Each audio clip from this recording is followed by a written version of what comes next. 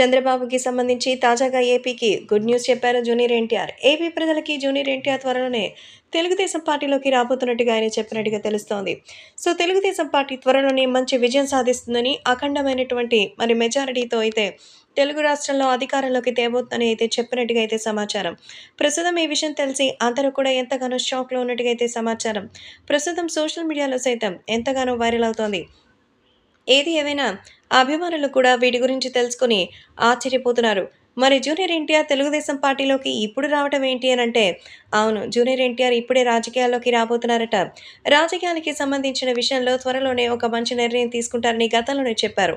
కానీ గత కొద్ది రోజులుగా సోషల్ మీడియాలో అయితే ఈ విషయంతో మంచిగా పాపులర్ అయిపోయారు. సో జూనియర్ ఎన్టీఆర్‌కి సంబంధించిన విషయం తెలుసుకొని ఎలాగైనా ఆయన వస్తే బావుంటుందని అందరూ ఎదురు చూసారు. కానీ రాష్ట్ర వ్యాప్తంగా తెలుగుదేశం పార్టీ ఇప్పుడు చాలా డౌన్ పొజిషన్‌లో ఉంది. ఎలాగైనా మంచి విజయం సాధించాలని అందరూ కూడా ఎదురు చూస్తున్నారు. కాబట్టే సంచలనంగా మారబోతున్న ఈ విషయం తెలుసుకొని జూనియర్ ఎన్టీఆర్ అయితే ఒక గుడ్ న్యూస్ చెప్తున్నారు. అదే త్వరలోనే తన పొలిటికల్ ఎంట్రీ ఇవ్వబోతున్నారట. తెలుగు సినిమాలో 'దేవర' అనే సినిమా తర్వాత ఆయన ఆ తర్వాత ప్రశాంత్ నీల్‌తో మరో సినిమా చేస్తున్నారు. సో, ఆ గ్యాప్‌లో ఏపీకి సంబంధించినటువంటి ఫలితాల సమయాల్లో తన రాజకీయ విశ్లేషణను, తన మద్దతుని ప్రకటించబోతున్నారట.